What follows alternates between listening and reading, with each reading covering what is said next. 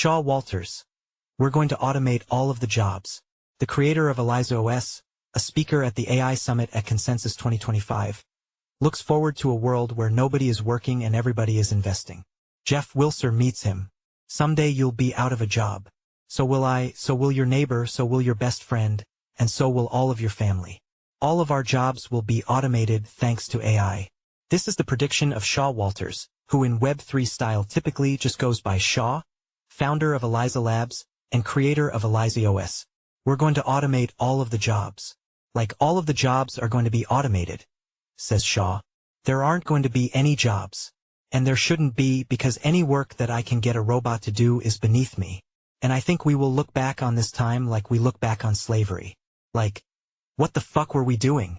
On stage at the AI Summit at Consensus 2025, Shaw will unpack this theory in a keynote titled, How AI Agents and Humanoid Robots Will Reshape Society, and Why Crypto is the Key.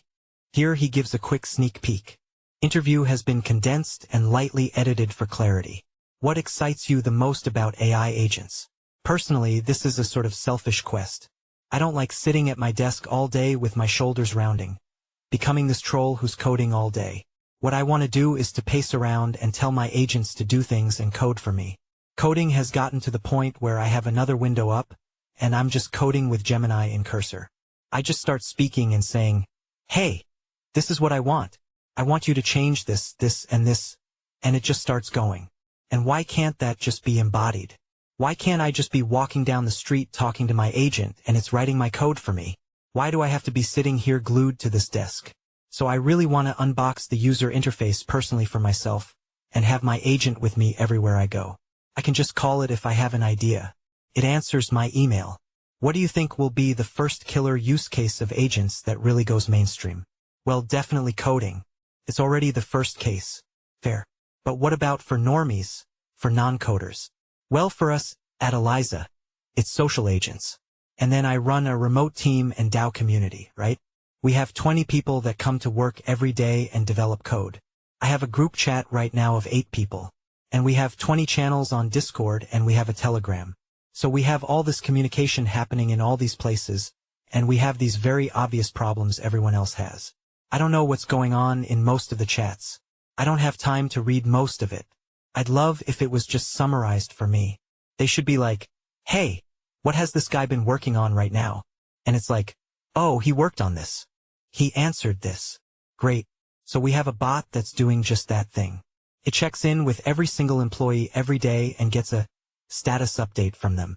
And it's tracking every single chat and all of our digital spaces and summarizes everything. Why, in your mind, is crypto crucial to this larger vision of yours of AI agents? Why is Web3 necessary? I think it's very obvious that it's hard for me to give an agent a PayPal account. But I can just spin up a wallet for this agent and that agent. I could build a game where I'm like, I need 10,000 wallets.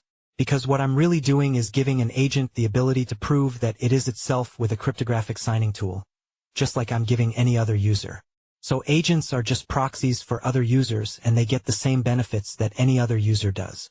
But I think that there's a bigger question here of like, why crypto at all? And I think the reason is because I think that we should be able to create our own money.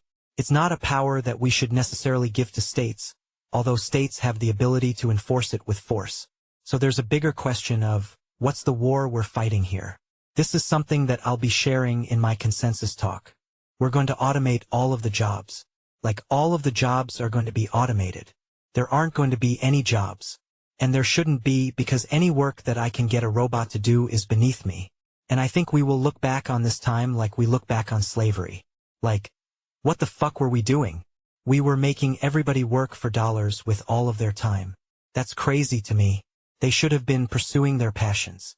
They should have been asking, why are we here and what are we doing? They should have been forming their own basis of spirituality instead of just going to work every day. And so, in that reality, well, there's a big problem. I can think of a few. If there's no jobs, then we have no money.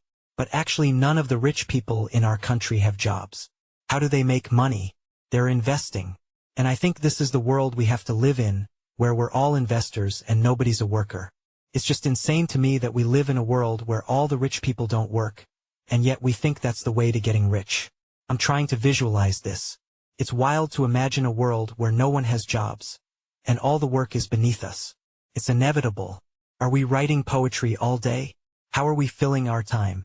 What does humanity look like? Okay, so let's say you somehow received an airdrop that you put into a project, and now you have something like $80 million worth of value. What would you do? What's your next move? I see where you're going with this.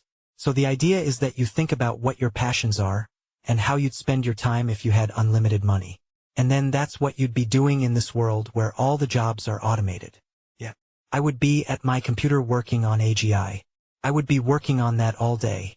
Let's go there now. What's your guess of when we get to AGI? Or if we get to AGI? What is AGI? Both laugh. So, does AGI to you imply sentience? Well, my favorite coin term was that AGI is the thing that computers can't do yet. How about that? It's a bit of Zeno's paradox, right? It will forever be outside of its grasp. Yes, we have normalized the fact that, I can talk to ChatGPT on voice in my phone and get instant answers to almost anything. We're sitting here having ChatGPT do tarot readings and give us answers to how Magic, the Gathering works. Wild times. Thanks, Shaw, this was fun. See you in Toronto. Can't wait for your talk. Jeff Wilser will host the AI Summit at Consensus 2025 and is host of the People's AI, the decentralized AI podcast. Jeff Wilser is the author of 7 books including Alexander Hamilton's Guide to Life, The Book of Joe, The Life, Wit, and sometimes accidental wisdom of Joe Biden, and an Amazon Best Book of the Month in both nonfiction and humor. Jeff is a freelance journalist and content marketing writer with over 13 years of experience. His work has been published by the New York Times, New York Magazine, Fast Company, GQ, Esquire, Time, Condé Nast Traveler, Glamour, Cosmo, Mental_Floss, MTV, Los Angeles Times, Chicago Tribune, the Miami Herald, and Comstocks Magazine. He covers a wide range of topics including travel, tech, business, history, dating and relationships, books, culture, blockchain, film, finance, productivity, psychology, and specializes in translating geek to plain talk.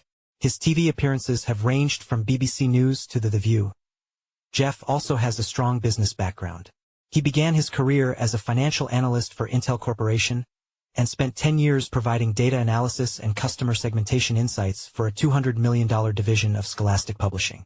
This makes him a good fit for corporate and business clients. His corporate clients range from Reebok to Kimpton Hotels to ARP. Jeff is represented by Rob Weisbach Creative Management.